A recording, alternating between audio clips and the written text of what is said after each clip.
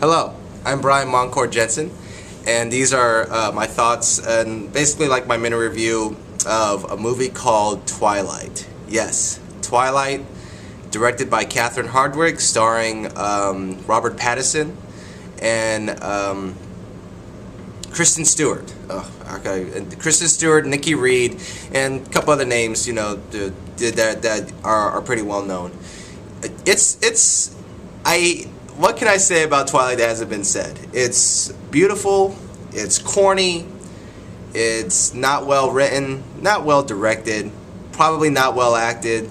It's very lustful. It's very gorgeous visuals. It's a nice movie. You know what? I'm gonna just say it. I liked it. I thought it was a decent movie. Yes, it's a guilty pleasure of mine. And to me, guilty pleasures are movies you like in spite of yourself. So in spite of myself, I did enjoy Twilight. It was a surprisingly fun and romantic movie. It was just a very quiet, very calming, very soothing, very relaxing movie. And I thought some of the acting was inconsistent. I thought some of the acting was terrible. I thought some of the dialogue was a bit too corny, too cheesy. I mean Star Wars cheesy, not Avatar cheesy. Avatar cheesy, Titanic, James Cameron cheesy is good cheesy. This was Star Wars, George Lucas kind of cheesy dialogue, so there are moments where you're like, no. Yeah, so that wasn't so great. But what I really liked, what I actually loved about the Twilight movie was the chemistry between Robert Pattinson and Kristen Stewart. They were phenomenal. I mean, their chemistry is so great in the movie that it made me go out and buy the book to read it. I bought the book. I own the book. I've read it. It's a nice book. It's not a good piece of literature. It's not a great piece of literature, but it's nice. It's on that Harry Potter level of quality. I liked the Twilight movie. I loved Robert Pattinson and Kristen Stewart's chemistry. They were just so hot together. Their chemistry was like fiery. It was the tension that they had, this sexuality, this sexual chemistry that they had, this sensual energy that they had during the movie was just so incredible. It was palpable. It was soothing off the screen. It was just coming out at you. You could feel it. You could see it, and you could feel it. It was outstanding. That's what I really loved about the movie. But individually, they have a lot of things to work on. I felt Robert Pattinson was too one-dimensional. He seemed to have the same, expression on his face during most of the scene, which was just a brooding look, like, "Ugh, I'm a vampire, my life sucks," But when he's with her, for some reason, his personality changes, and maybe that's something to do with the writing. Maybe that's how Robert Pattinson saw the character, where when he's like away from her, or if he's not in love, he's just like brooding all the time. But it's like when he's with her, he's still brooding, but not as badly. When he's with her, he seems to gain some personality. He seems to almost act human, I guess. And Kristen Stewart by herself, her acting is kind of annoying. She's just too like jittery. She's like always doing this. She's always like, her face is always like she's constantly blinking or something like this, and like constantly like twitching her face. And she needs better diction in her voice. She has to have better. When you're an actor or an actress, you have to have real diction. So me, the audience, the viewer, can understand what you're saying. But because she doesn't have good diction, she's constantly mumbling what she's saying, so you can't hear a lot of her dialogue. You have to put on the subtitles on the movie to hear everything that she's saying. Without the subtitles, you're just constantly just wondering, like, what the heck is she saying? She's too monotone. She needs to work on her diction. She's got to clear her throat and speak louder and speak with an actual voice, with a real voice, so you can hear what she's saying. And I also felt the whole sparkling thing with the vampires. It's a cool take. It's a nice separation from the whole vampire myth. I thought that was cool. I think what's lame about it is that it starts to go from being a story about vampires, so all of a sudden it's not a story about vampires anymore. Because of him having this sparkling thing, when he goes on the sun, his skin is sparkling. He's not killed by the sun or anything like that. All of a sudden it goes from a story about being vampires to now it can be a story about anything. That's the problem with Twilight to me. The main problem is that this story could be about any creature and you have the same story.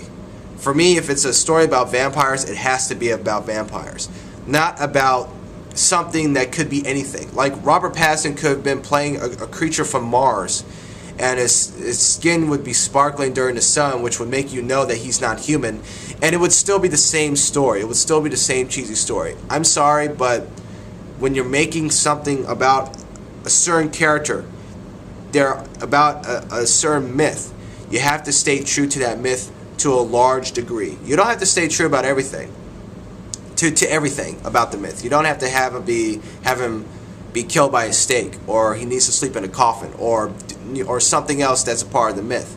But you have to keep the sun thing. You have to keep the sunlight thing within the myth of the vampire. When he steps out into the sun, he has to die or burn up or something. He has to feel some sort of pain, whatever, because that is like the key thing about being a vampire, is that they can't go out in the sun. They cannot see the daylight. Here, he could go out in the daytime and he sparkles, you know, and that's the only way you can know he's a vampire. So it's just, that was just kind of, overall, that's just kind of lame when it's about vampires. That's just a lame thing. It was just pretty lame. It doesn't fit. It just doesn't fit. I thought the fight sequence towards the end was well done. It was nothing special. I mean, the movie was done on a cheap budget. It was done on, I think, like $30 million budget, probably maybe less than that for all I know. So the fight sequence wasn't anything special. It's nothing like The Matrix or anything like that. But it was surprisingly fun, because it was surprisingly entertaining, because I cared about what was happening. You know, I cared about Bella. Yeah, she's an annoying teenage girl who's selfish, a bit shallow, but I cared about her, and I cared about the love story because of the chemistry between Robert Pattinson and Kristen Stewart. Their chemistry was so great. I actually cared about the love story, and I was rooting for them to be together. So that worked. I think the movie worked fundamentally on that level. Could have been better. Could have been a lot better. Could have been a good movie, but it was good for what it was.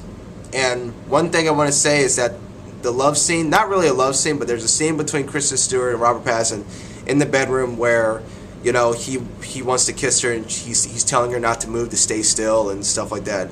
That was an outstanding scene. That was a go for broke love scene without a lot of love making. You know, and Catherine Hardwicke, she directed that scene so great. That scene just, that was the peak of the movie for me. That's when the movie just started to actually get good, started to reach another level, and then after that scene, it just kind of go, whatever. But Catherine Hardwicke, she did a decent job. I felt that her directing was too choppy. It was just, she kept tilting the camera a lot, like so many scenes, like it just started tilting like this and blah, blah, blah. And I felt the directing was too choppy. So many scenes that could have had some real drama were not dramatic at all. They were just like completely rushed. And I felt the aesthetics and the visuals were really, just after a while, got dull and repetitive. This constant gray, bluish coloring with the aesthetics, it was the same scene, same visuals and aesthetics in every single shot, and it just got really tedious and just dull after a while. It's like I want to see something different. I want to see some colors being mixed up. I don't want to see the same thing in every scene. So those are my complaints. It wasn't a good movie, but I liked it. I thought it was decent. It's way better than what a lot of Twilight haters make it out to be. It's not as great as a lot of Twilight fans make it out to be. So I'm in the middle. I think it's just a decent movie, and I take it for what it is. And it's worth owning on DVD. It's worth watching. It's worth seeing in the movie theater. I don't know if I will recommend paying for the movie theater to see in the movie theater. I recommend maybe try to see it for free or something like that. But you know, or you know, if you want to pay for it, go ahead. It's not a terrible movie. It's worth seeing.